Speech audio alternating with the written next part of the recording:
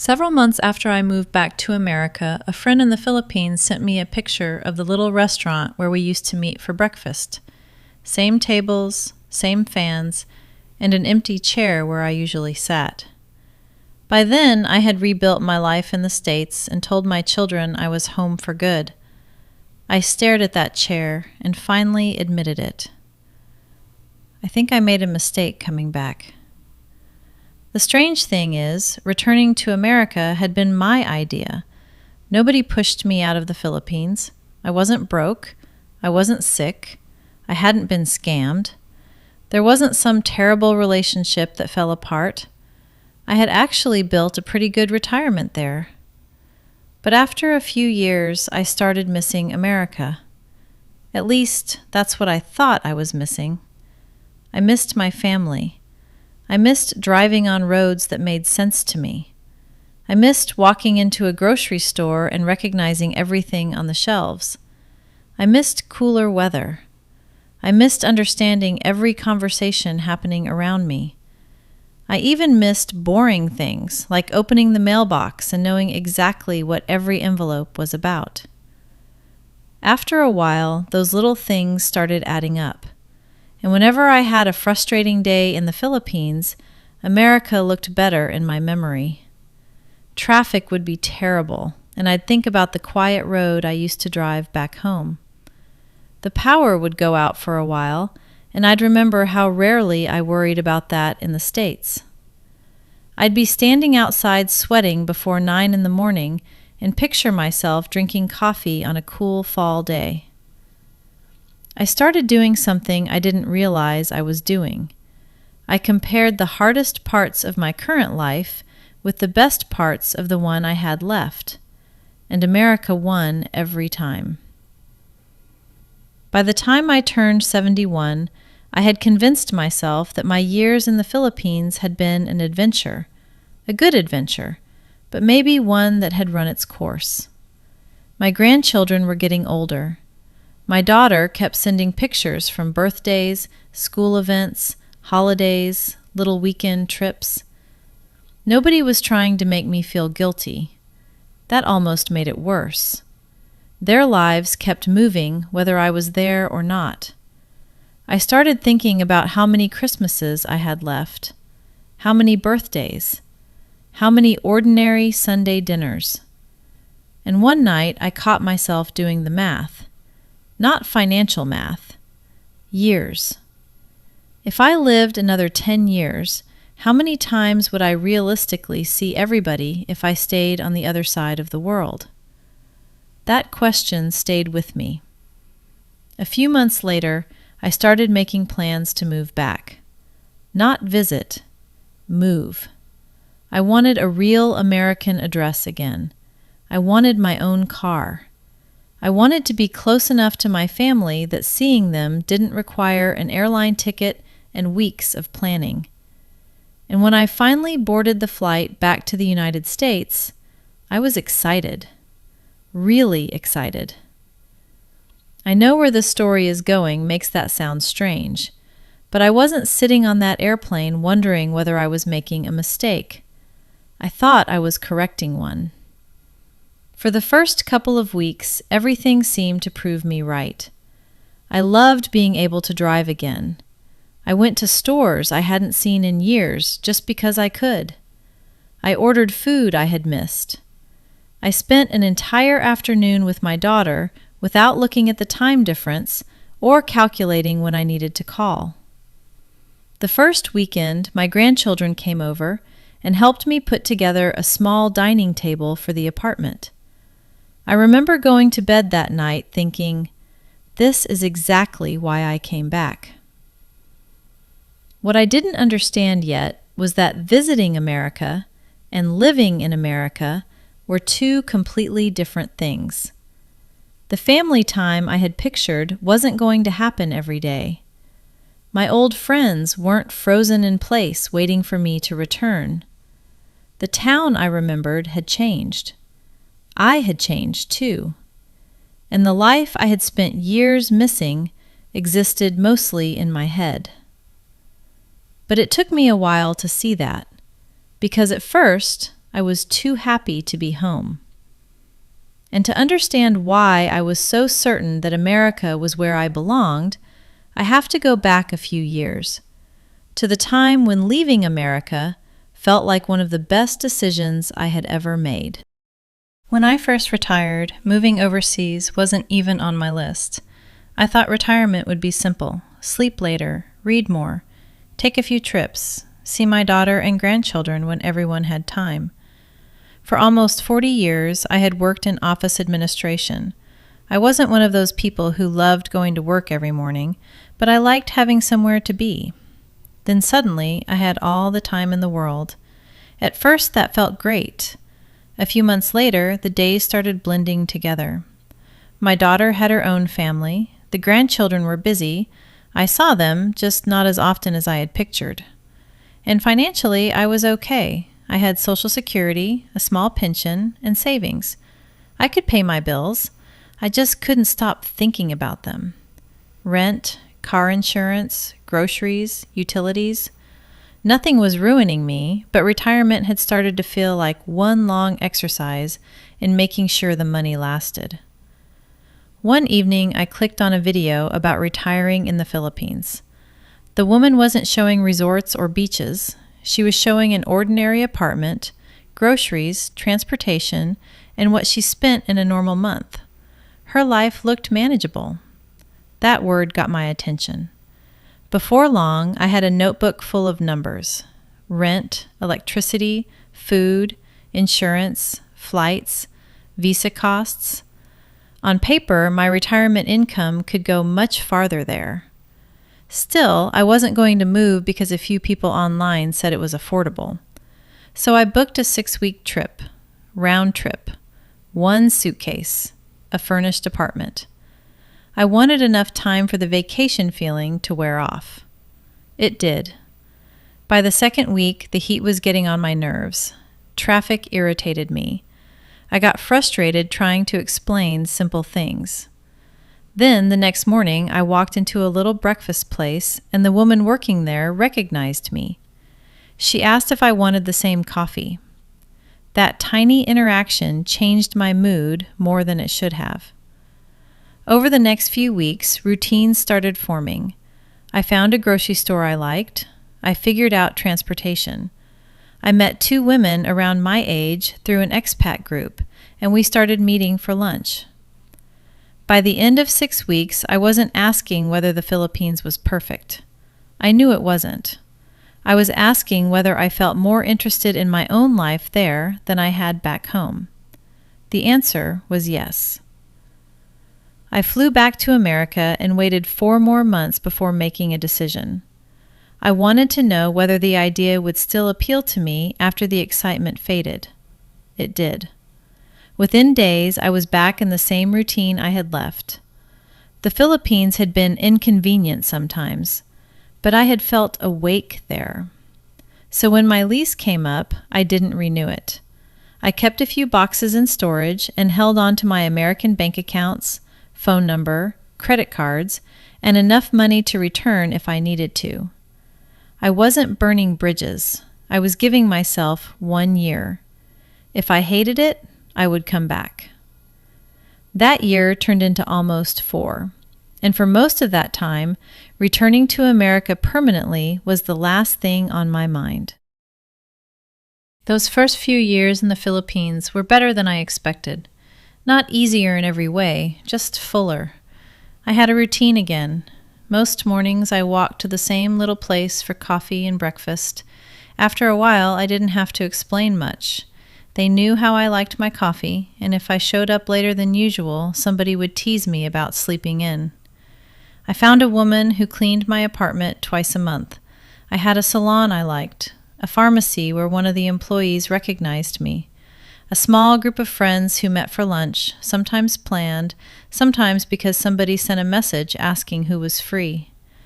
None of those things sounded important when I first moved, but together they gave shape to my days. I wasn't waking up wondering how to fill 12 hours anymore. There was usually somewhere I could go, somebody I might run into, something I needed to do. and financially I stopped feeling like every enjoyable thing had to be justified. I still watched my money. I wasn't living like I had suddenly become wealthy, but I could go out for lunch without immediately calculating what it had cost me. I could take a short trip once in a while. If I wanted help cleaning, I could afford it. If I didn't feel like cooking, I had options. That gave me a kind of breathing room I hadn't realized I was missing. Of course, there were days when the Philippines drove me crazy. I don't want to make this sound like 4 years of tropical retirement commercials. The heat could wear me down. Some days the traffic made a simple errand feel like an expedition. There were times I wanted a straight answer to a simple question and somehow ended up more confused than when I started. A power interruption always seemed to happen when I had finally gotten comfortable. And even after years there, I could still have moments where I felt very obviously foreign. Most of the time I could laugh about those things. Then something started changing. Not in the Philippines, in me. My first year there, nearly everything felt new. By the third year, it was just where I lived. The little inconveniences I once treated as part of the adventure started bothering me more. At the same time, I began paying more attention to what I was missing back in America. My granddaughter started high school. My grandson got his driver's permit. My daughter sent me a picture of the family having dinner one Sunday, and there was an empty place at the end of the table. Nobody mentioned it. I did. I started asking more questions during our calls. What are you doing this weekend? Who came over? How was the game? Did everybody go out afterward? I wanted details about things that used to sound ordinary. One Christmas, I joined them on video while they opened presents. They set the phone on the counter so I could watch everybody moving around the room. People kept walking in and out of the picture. Someone would forget I was there for a few minutes, then come back and say hello. Nobody did anything wrong. They were celebrating Christmas. I was the one watching it through a screen. When the call ended, my apartment felt unusually still. That night was probably the first time I seriously thought about moving back. I didn't tell anyone. By the next morning, the feeling had eased. A friend called and asked if I wanted breakfast. I went downstairs, stepped into the heat, and the thought disappeared for another few weeks. But it came back. Then it came back more often. I began checking rental prices in the United States. At first, just out of curiosity. Then I started looking at used cars. I checked what doctors were accepting new patients near my daughter. I even looked at furniture online and started imagining what my apartment might look like. I told myself I was only keeping my options open, but I was already building another life in my head, and the more detailed that imaginary life became, the more appealing it looked. I'd picture my daughter calling on a Saturday morning and asking if I wanted to come over. I'd imagine my grandchildren dropping by. I'd see myself driving to the grocery store on a cool morning with the radio on. If I felt sick, I'd be close to people who had known me for years. If something serious happened, my family wouldn't need a passport and an international flight to reach me. Those were real advantages. That's what made the decision so convincing. Then one of my closest friends in the Philippines told me she was leaving. She had decided to move back to Australia to be closer to her sister. We had lunch a few days before her flight, and I expected to feel sad. Instead, I felt jealous. She was going home. That word suddenly sounded comforting. Home. For the next month, I couldn't stop thinking about it. The traffic annoyed me more. The heat seemed worse. Every missed family event felt more important. I stopped noticing the things I liked and started collecting reasons to leave. And eventually, I reached a conclusion that felt completely reasonable at the time. I'd had my experience. Nearly 4 years was enough. I didn't need to prove anything by staying forever. I could go back to America while I was still healthy enough to rebuild a life there. What I couldn't see yet was that I wasn't only making a decision about where I wanted to live. I was making a decision based on a version of America I hadn't actually lived in for almost 4 years. Once I decided to leave, everything moved faster than I expected. I told my daughter first. We were on a video call, and I had planned to ease into it. Instead, I just said, "I think I'm coming back." She stared at me for a second, like she wasn't sure she'd heard correctly. Then she smiled. Not a polite smile, a real one. That reaction stayed with me. For months, I had wondered whether I was missing too much of my family's life. Now I had an answer, or at least I thought I did. My daughter started talking about neighborhoods near her. She sent me apartment listings. My grandson joked that I could finally come to one of his games instead of watching clips afterward. My granddaughter said she wanted me close enough to take her shopping. Every conversation made the move feel more certain. Telling my friends in the Philippines was harder. I expected them to understand. Most of them did. Still, there was something uncomfortable about explaining why I was leaving a life I had spent years building. One friend asked me a question I brushed off at the time. "Are you unhappy here, or do you just miss your family?" I said both. That wasn't really true. I wasn't unhappy. I was restless. There is a difference, but I didn't understand how important that difference was yet. I had already signed a lease on an apartment in the States by then. It was about 30 minutes from my daughter. Close enough, I thought. The rent was much higher than what I paid in the Philippines, but I had expected that. I could afford it. I would simply spend more carefully. I found a used car online and arranged to look at it after I arrived. I called an American insurance company. I started transferring prescriptions. I ordered a few things so they would be waiting at my daughter's house. It felt organized, responsible, permanent. That was exactly what I wanted it to feel like. I even started getting irritated with the Philippines before I had left. It's strange what your mind does once you've made a decision. A loud motorcycle outside my building became proof that I was ready to go. A slow trip across town became one more reason America would be easier. If the internet cut out for 10 minutes, I'd think, I am not going to miss this. Meanwhile, the things I had loved barely registered. The woman at breakfast remembering my order. Someone holding the elevator because they saw me walking toward it. A friend sending a message asking if I wanted to get out of the apartment. The familiar guard at the entrance. I treated those things like background noise.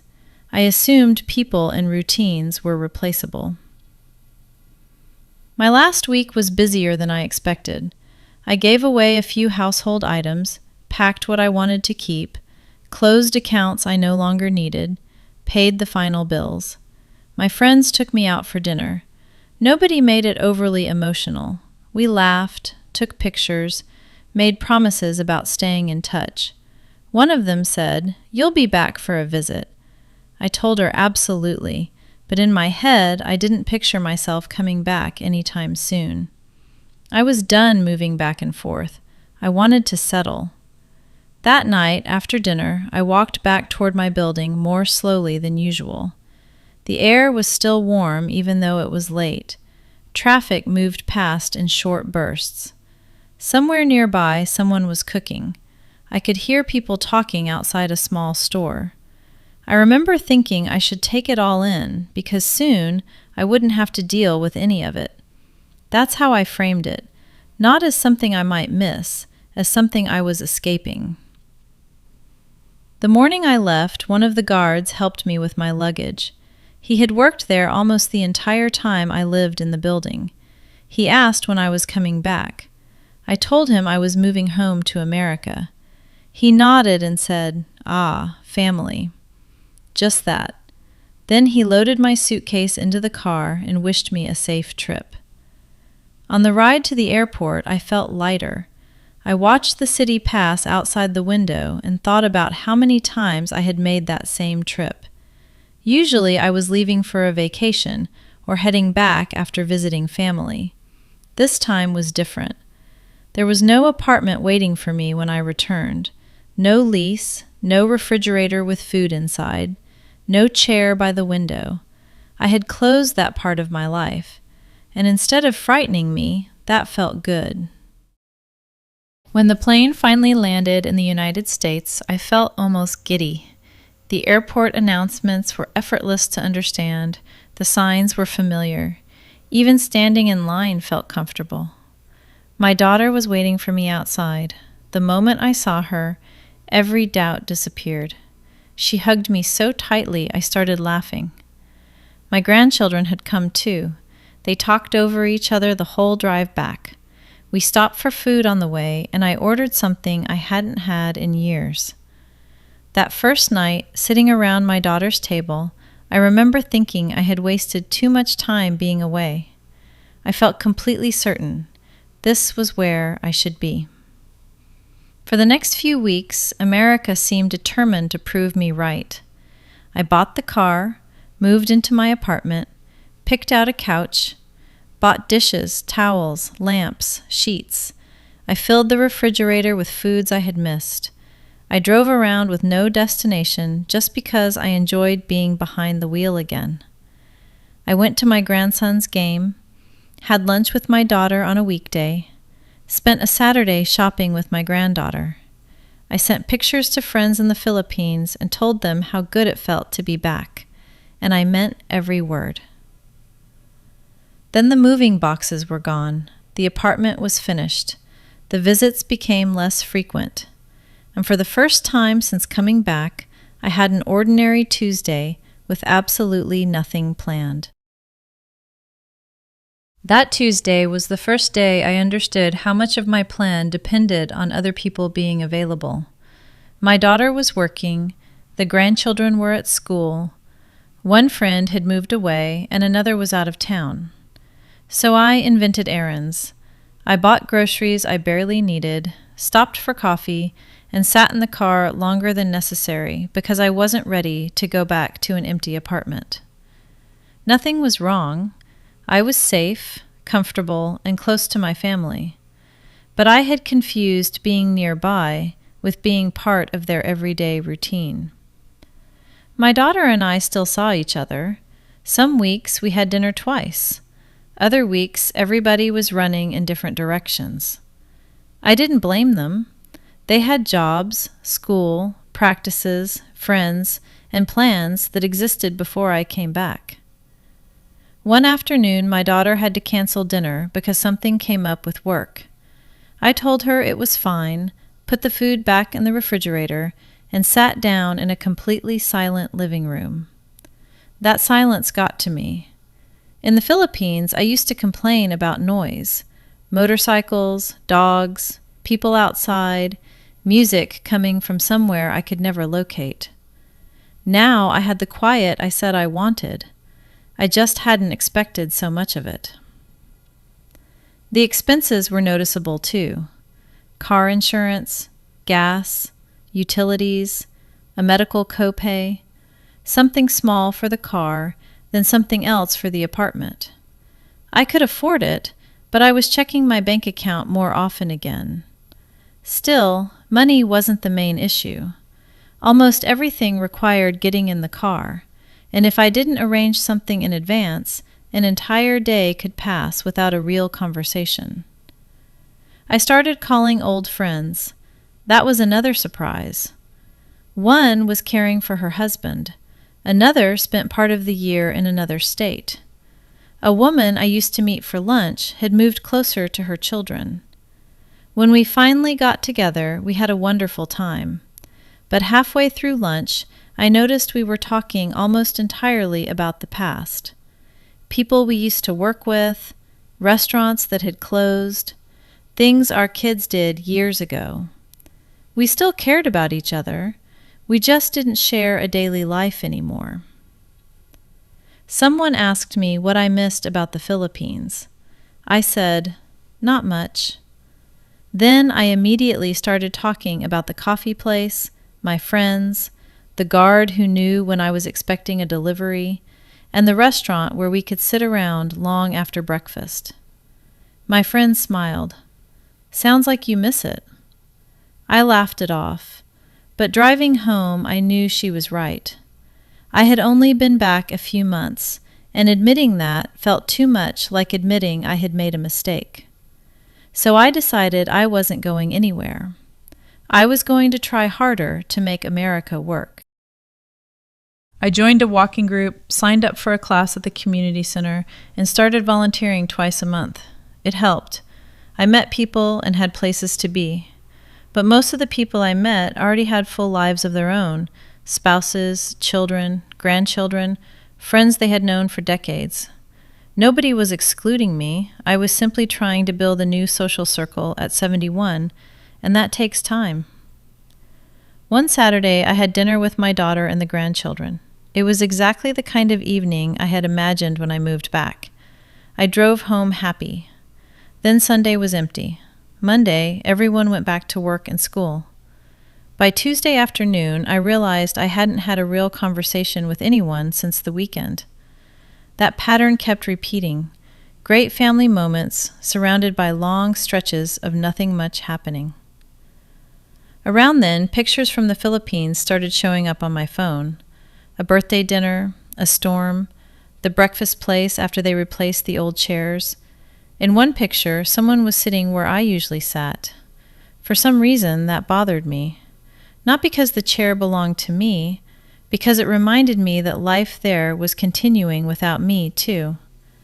I had moved back because I was afraid of missing my family's life. Now I was managing to miss people in 2 countries. One rainy evening, after a short call with my daughter, I heated leftovers and watched television alone. I wasn't miserable. My life just felt small again. Apartment, car, store, home. I had seen that pattern before. It was one of the reasons I had left America in the first place. That night, I checked the weather in the Philippines. Hot, humid, rain. Exactly the weather I used to complain about. And I caught myself smiling. That was when I realized I might be romanticizing the Philippines the same way I had romanticized America. So I wrote down everything that had bothered me there. Heat, traffic, distance from family, power interruptions, feeling foreign, long flights. Every item was still true. Then I thought about what I missed. Friends who were free on a Wednesday afternoon, places I could walk into without planning anything, people who noticed if I hadn't been around, a daily life that didn't require me to schedule every bit of human contact. Both lists were real. I decided I wasn't going to make another emotional move. No flights, no apartment searches, no announcements. I would give America 6 more months and see what happened. That sounded sensible. I made it about 3 weeks before I broke my own rule. What broke the rule was a message from a friend in the Philippines. She sent me pictures of a furnished apartment near my old building and wrote, "You would have liked this one, bigger kitchen." I asked the rent, then whether it was furnished. A few minutes later, I was staring at photos and picturing myself there. Coffee in the morning, walking downstairs, meeting someone for lunch. That evening, I checked airfare. I didn't buy anything, but within 20 minutes, I had gone from checking prices to mentally planning another international move. I shut the laptop. I was doing it again, building a future before I understood what was wrong with the present. A few days later, I told my daughter I was surprised by how much I missed the Philippines. She said, "I wondered when you were going to say that." Apparently, I talked about it constantly. The food, my friends, how much I used to walk, how easy it was to get out of the apartment and end up around people. Then she asked, "Are you happier here?" I told her I was happier being closer to them. She said, "That's not what I asked." I looked around the apartment I had worked so hard to make comfortable. The couch, the television, the dining table, everything I had bought because I thought I was starting over for good. Finally, I said, "I don't know." She nodded. Then she said something I hadn't expected. "You know you don't have to live here just because we do." That hit me hard. My daughter loved having me close. The grandchildren did too.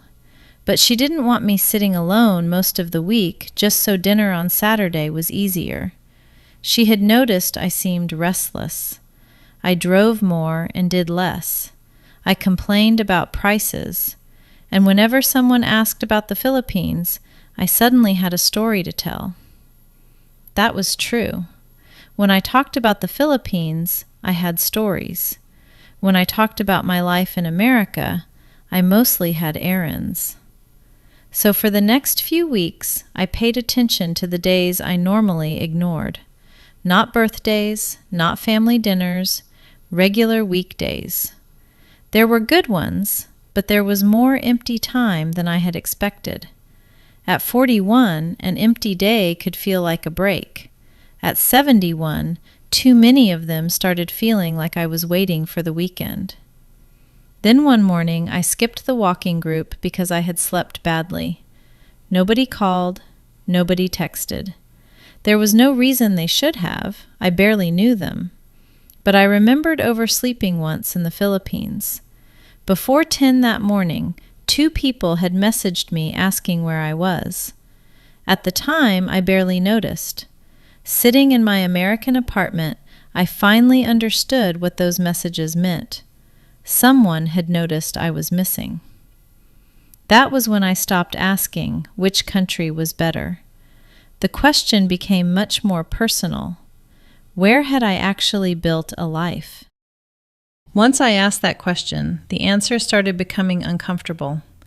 America was familiar. The Philippines had become personal. I knew the roads here, the stores, the language, the rules. But familiarity didn't mean anybody expected me for breakfast or noticed when I hadn't been around for a few days. I called one of my friends in the Philippines. The minute she answered, she joked, "Well, look who finally remembered us." We talked for more than an hour. She filled me in on people I knew, places that had changed, and the usual little dramas. Then she asked how America was treating me. "Good," I said. "I'm close to the family." There was a pause. "And the rest of it?" She knew me too well. I told her the truth. America wasn't bad. My apartment was nice. My family was nearby. I had my car, familiar health care, reliable utilities, all the things I said I missed.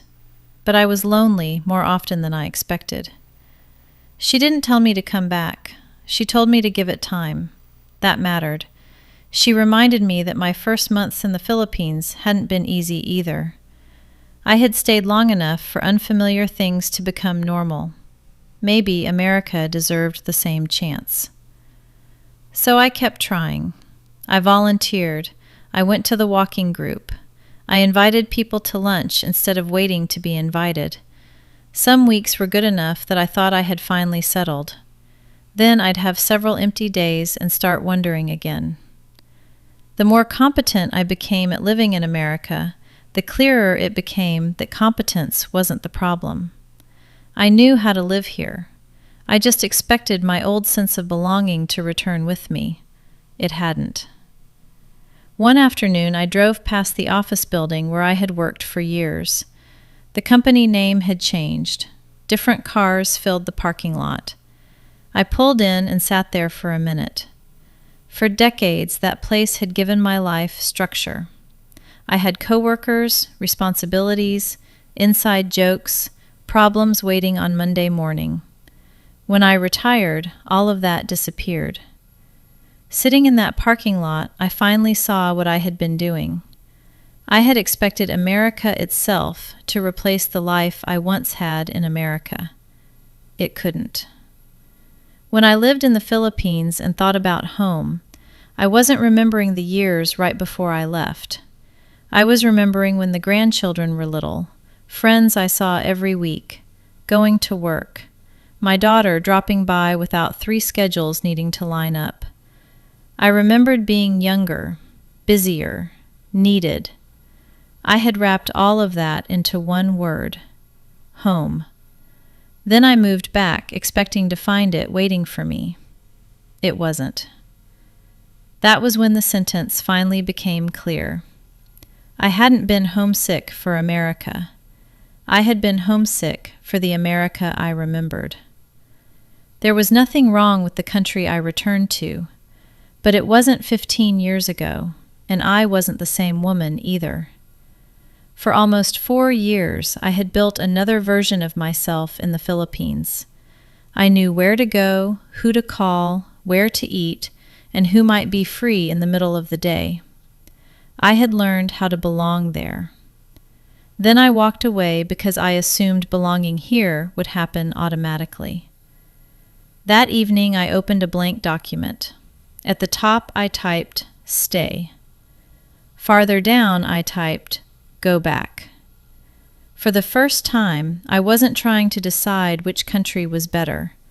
I was trying to decide which life fit me now. The reasons to stay were serious. Family was close. Healthcare was familiar. I had a comfortable apartment, a car I liked, and no international flight between me and the people I loved. The reasons to go back were different. Friends, routine, more walking, lower expenses, more interaction during ordinary weekdays. That last one kept bothering me. Retirement is mostly ordinary weekdays. You can build your plans around birthdays, holidays, and visits, but most of a year is made of Tuesdays nobody takes pictures of. I had spent almost 4 years building Tuesdays I enjoyed. A few days later, I asked my daughter to come over for dinner. Eventually, I told her I was seriously thinking about the Philippines again. She didn't look shocked. She asked one question. "If you go back, are you going to spend the whole time missing us again?" That was exactly what frightened me. Could I live in either place without constantly believing the other one would fix whatever I was feeling? I didn't know. So we came up with a plan that didn't require an answer. I would return to the Philippines for 6 weeks. I would keep my American apartment, my car, and everything inside. 1 suitcase, round-trip ticket, no moving company, no speeches about where I belonged, and no treating the trip like a vacation. I wanted boring days. I wanted to wake up on a Wednesday, buy groceries, do laundry, deal with traffic, and see whether the place still felt right after the reunion wore off. The moment I booked the ticket, I felt relief. For months, I had been trying to decide where I should spend the rest of my life. Now I only had to decide where I wanted to spend 6 weeks. I eventually told the friend who had sent me the apartment pictures, "I'm coming for a visit." "When?" I gave her the date. A few seconds later, she replied, "Your chair is gone." I laughed harder than I had in weeks. I told her I'd find another one. The night before the flight, my daughter came over for dinner. There were no dramatic goodbyes because everybody knew when I was coming back. That mattered more than I expected. I wasn't disappearing. I was going somewhere and returning. At the airport the next morning, I wondered whether I had romanticized the Philippines now that I was away. Maybe the heat and traffic would hit me, and I'd immediately remember why I left. Part of me hoped that would happen. It would make the decision easy. But when the plane landed and that familiar warm air met me outside, my first thought wasn't, "I'm home." It was simpler. I know this. After 8 months of rebuilding everything from scratch, that feeling was enough. The ride from the airport gave me every reminder I could have asked for. Traffic barely moved, motorcycles squeezed between cars, horns everywhere. I looked out the window and thought, there it is, everything I said I was tired of. And strangely, it didn't feel like evidence anymore. It was just traffic. I had rented a furnished apartment for the 6 weeks, but not my old one. The new place was smaller than my American apartment, with older furniture and almost no kitchen counter. Still, once I dropped my suitcase, I wanted to go outside. I felt curious again. My friend picked me up for breakfast the next morning. She took one look at the apartment and said, "This kitchen is terrible." Within minutes, it felt like I had never left. At the restaurant, the woman behind the counter saw me and said, "You're back." Then she asked if I wanted my old order. A couple of friends joined us. Nobody turned it into some emotional reunion. They asked about America, complained about ordinary things, and moved on to whatever everyone was talking about that week. We sat there for almost 2 hours. That was exactly what I had missed. I also knew the first week couldn't be trusted. Everyone was happy to see me. I was eating food I missed. Every familiar place triggered a memory. A reunion can make almost anywhere feel right. So I stopped letting people entertain me. I bought groceries alone, did laundry, waited on a late delivery, got annoyed with slow internet, walked outside at the wrong time of day, and came back soaked in sweat. Then the power went out one afternoon. No air conditioner, no fan, one of the exact things I used to complain about. I sat there thinking, all right, do you still want this? The answer wasn't immediately yes. I missed my car, my bigger kitchen, the convenience of America. Most of all, I missed my daughter and grandchildren. That was useful. I wasn't looking for proof that the Philippines was perfect anymore. I was trying to see whether I could accept the whole thing, including the parts I disliked. By the third week, one difference kept showing up. My days had movement. I walked more without forcing myself to exercise. An errand could turn into lunch. Coffee could turn into a conversation. Someone might message because they were nearby. In America, I had to schedule that kind of activity. Here, some of it simply happened around me. One afternoon, a man I knew from near my old building called my name as I walked home from the store. We talked for 5 minutes, nothing important. Then we went our separate ways. I kept walking and thought, that's it. That was one of the things I had struggled to put on my list. It wasn't cheap rent. It wasn't tropical weather. It was the accumulation of little interactions that made me feel connected to the place around me. By the middle of the trip, I knew I was happy to be there, but I still had a return ticket. And a different question had started bothering me. What exactly was I going back to America for? The obvious answer was family. I loved them. I missed them. But I was beginning to wonder whether living 30 minutes away was the only way to stay close to them. By the 4th week, I had stopped treating the trip like a test. I was just living.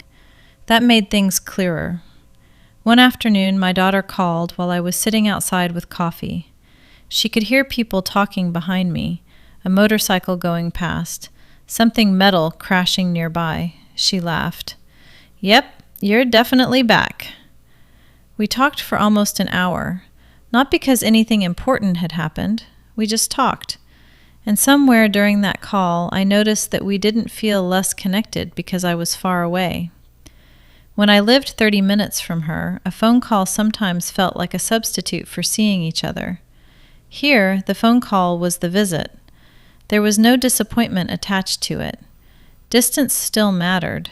If something serious happened, neither of us could reach the other quickly. I wasn't going to pretend that wasn't a real concern. But physical closeness and emotional closeness weren't identical. A few days later, my granddaughter asked, "Grandma, are you staying there?" I told her I didn't know. Then she said, "You sound happier." I asked what she meant. She said I laughed more when I called from the Philippines. Maybe that was true, maybe it wasn't. But I couldn't stop thinking about it. I had spent months measuring everything with rent, healthcare, flights, and distance. I hadn't paid enough attention to what a normal day actually felt like. When the 6 weeks were almost over, I knew I was going back to America. I wasn't going to cancel my lease from overseas or make another permanent decision while I was excited to be back. My friend asked if I wanted to extend the trip. I said no. I needed to return, deal with the life I had built there, and decide carefully what I actually wanted to keep. She smiled. That sounds smarter than last time. She wasn't wrong. My first move overseas had been built on excitement. My move back to America had been built on nostalgia.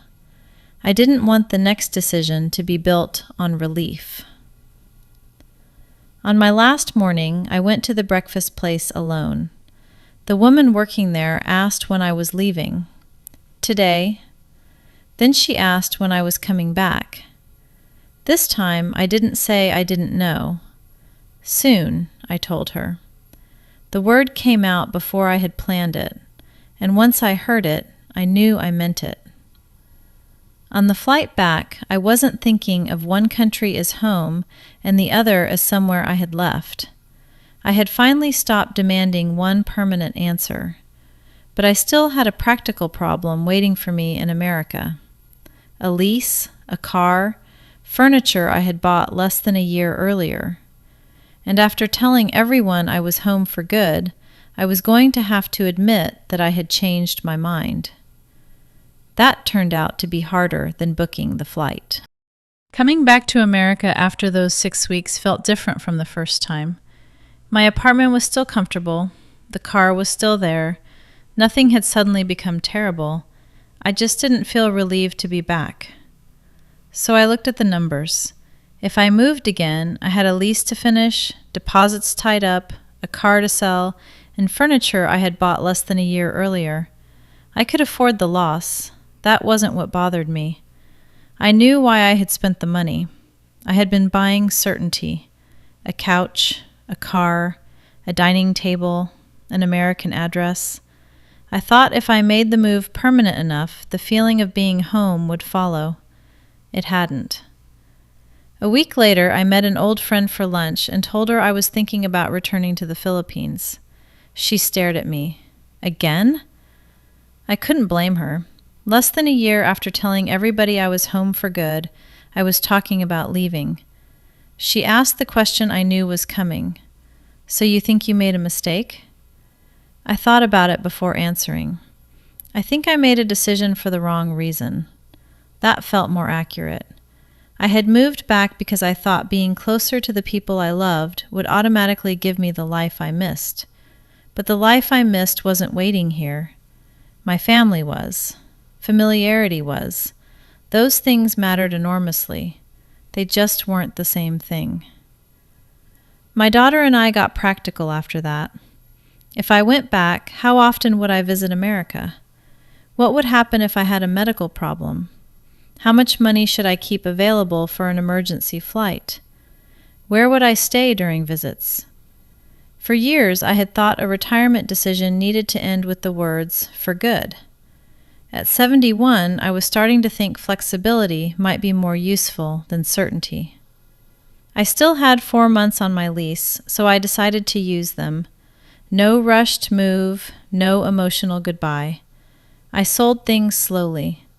The dining table went first, then a chair and a bookshelf. The car was harder. I liked it, and selling it made the move feel real, so I kept it until the final month.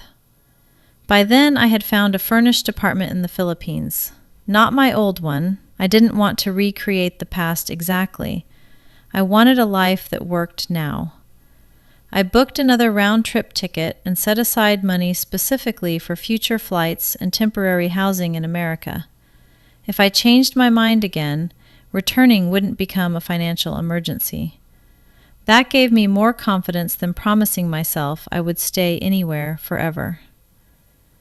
A week before I left, my daughter asked whether I was afraid I would regret it again. Of course I am. She looked surprised, and I laughed. Being uncertain didn't mean I was making the wrong decision.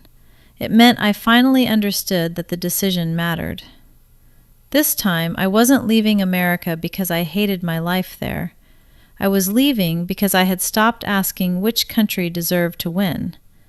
I was choosing the place where my ordinary days felt more like my own. The second time I left America, the airport felt completely different. There was no rush of excitement, no feeling that I was escaping something. My daughter drove me there, and we talked about ordinary things most of the way. The kids, her work, a restaurant she wanted us to try when I came back for my next visit. That mattered to me. We were already talking about the next time I would be in America. This goodbye had a date attached to it. At the curb, she hugged me and said, "Call when you land." I told her I would. Then she smiled and added, "And don't call me next year saying you're moving back again." I told her I wasn't promising anything. That made both of us laugh. And maybe that was the healthiest thing about the whole situation. For once, I wasn't promising forever. When I arrived in the Philippines again, there was no dramatic homecoming. I was exhausted. Traffic was awful. By the time I reached the apartment, I wanted a shower and sleep. The next morning I woke early, heard the noise outside, got dressed, and walked for coffee. Halfway there, I noticed something. I wasn't asking myself whether I had made the right decision. I was thinking about breakfast. That may sound small. To me, it wasn't. For almost a year, every place had become a question. Should I be here? Would I be happier there? What if I regret this? That morning, none of those questions were running through my head. I knew where I was going. That was enough. Over the next few months, I settled into a routine again. Not exactly the old one. Some people had left. A few places had changed. My new apartment had its own annoyances. I made new friends and reconnected with old ones. I walked more. I went out for breakfast too often. And I complained about the heat just like I used to. There are still days when America sounds wonderful. When one of my grandchildren has something important happening, I wish I lived down the road. When I deal with some frustrating process here, I think about how simple it might be back in the States. But I don't treat those thoughts as instructions anymore. Missing something doesn't always mean you should move back to it. Sometimes you simply miss it. I changed the way I handle family, too. Visits to America are part of my budget now. My daughter and grandchildren know roughly when they'll see me again. When I go back, I enjoy being there. I drive. I eat things I've missed. I spend as much time with my family as their schedules allow. Then, when the visit is over, I come back to the Philippines. That arrangement may change someday. I'm 71. I have no idea what I'll want at 75 or 80. Health may change things. Family may change things. I may change. The difference now is that I don't require today's choice to be the answer for the rest of my life. For a while, I was embarrassed that I moved back to America and then left again. It looked indecisive. Maybe it was. But going back gave me an answer I couldn't get while sitting overseas, imagining home. I needed to live in America again. I needed the apartment, the car, the family dinners. And yes, I needed the empty Tuesdays. Because until I experienced all of that again, I was comparing the Philippines with a memory. Memories are hard to compete with. They keep the holidays and the people we used to see every week. They tend to leave out the bills, the loneliness, the friends who moved away, and all the years that passed while we were remembering things the way they used to be. I don't think returning to America was a wasted year.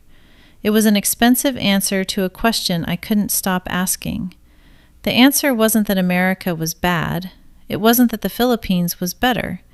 It was that the life I wanted wasn't waiting for me in the place where I used to have it.